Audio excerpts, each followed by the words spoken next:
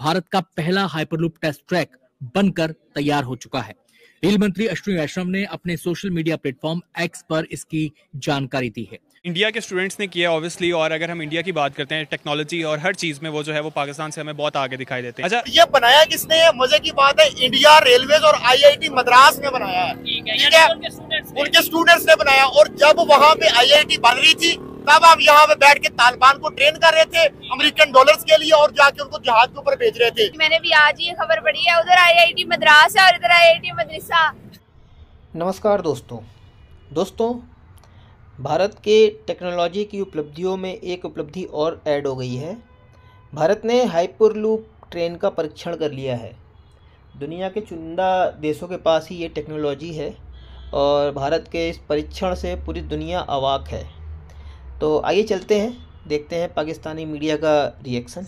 IIT Madras और Indian railways ने एक कोलैबोरेशन के साथ ये प्रोजेक्ट जो है वो साइन किया है, जिसके अंदर 500 किलोमीटर का एक ट्रैक बनाया जाएगा, जिसके अंदर इस हाइपर लूप की टेस्टिंग वगैरह की जाएगी। और उसके बाद डेफिनेटली इंडिया को एक हाइपर लूप के साथ जो है वो फैसिलिटेट होने का मौका मिल जाएगा। डेफिनेटली इंडिया आईटी में इतना आगे है कि ये सब जो टेस्टिंग वगैरह है डेफिनेटली वो पार हो जाएगा।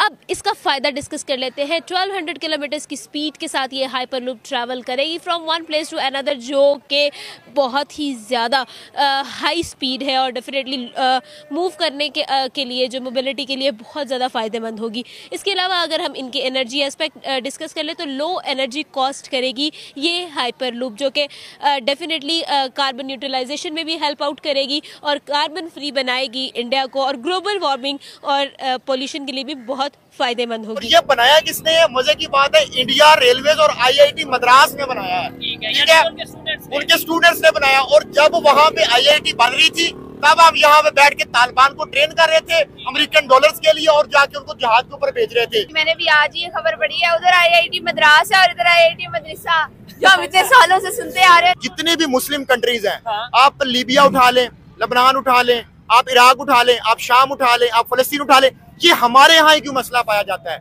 यूरोप के अंदर आप देख लें, इटालियन एक बिल्कुल अलग रेस है, फ्रेंच एक बिल्कुल अलग रेस है, जर्मन एक बिल्कुल अलग रेस है, लेकिन वो लोग क्यों इकट्ठे रह रहे हैं? 32 मुल्क का शेंजन कंट्रीज है, एक ट्रेन पे बैठ के आप 27 मुल्कों का सफर कर सकते हैं। और हमारे यहाँ एशिया के लोग हैं, हमारी तो रेस भी सेम है, हमारे बावजूद सेम है, पीछे से हमारा कल्चर एक है, सिर्फ मजहब की बुनियाद पे थोड़े बहुत मसाइल है, लेकिन हम 1000 साल से इकट्ठे रह रहे हैं। ठीक है, हम क्यों नहीं एक दूसरे के करीब हो पा रहे? हमारी आपस में बनती नहीं है, जितने भी इस्लामी ममालिक हैं। ठीक है, एक्सट्रीमिज्म को प्रमोट करते हैं, एक दूसरे के साथ खड़े नहीं होते। फिर जब कोई मसला हो जाता है हम कहते हैं जुल्म हो गया, जुल्म हो गया। हम कहते हैं फिर फिर हम कहते हैं कि इंडिया ने आवाज नहीं उठाई, अमेरिका ने आवाज नहीं उठाई, मुसलमानों के लिए आवाज नहीं उठाई, जबकि हम फलस्तीन का हर दूसरा बंदा कहेगा फलस्तीन पे जुल्म हो रहा है, हर दूसरा बंदा कहेगा गजा में जो हो गया हाय हाय ये गलत हो रहा है। लेकिन पाकिस्तान ने तो अभी तक कोई स्टेटमेंट तक नहीं दी उसके ऊपर। इवन मुगल बादशाह जो थे, उन्होंने आके इब्राहिम लोधी की हुकूमत खत्म की और अपनी हुकूमत आके कायम कर ली। तो आप उसको ये नहीं कह सकते कि वो इस्लामी हुकूमत थी। वो एक किंगशिप थी, जो जिसको चाहता था वो हरा देता था, जो पावर में ज्यादा होता था वो कंट्रोल ले लेता था।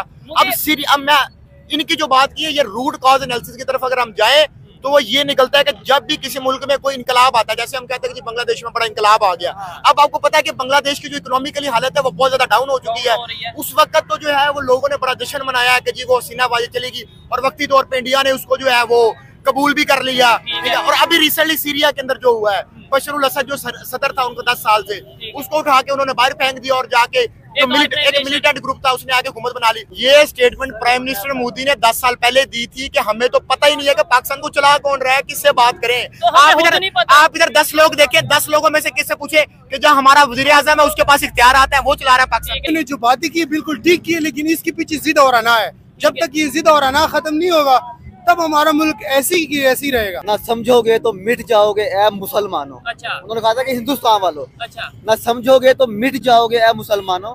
तुम्हारी दास्तान तक भी ना होगी दास्तानों में। और भारत का पहला हाइपरलूप टेस्ट ट्रैक बनकर तैयार हो चुका है। रेल मंत्री अश्विनी वैष्णव ने अपने सोशल मीडिया प्लेटफॉर्म एक्स पर इसकी जानकारी दी है। उन्होंने इससे जुड़ा एक वीडियो भी एक्स पर जारी किया है। की डिटेल्स की बात है तो सबसे पहले आप ये जान लीजिए कि ये ट्रैक कितना लंबा है। ये ट्रैक 410 मीटर लंबा है। आपको बताएं कि आईआईटी मद्रास के डिस्कवरी कैंपस में ये ट्रैक स्थित है।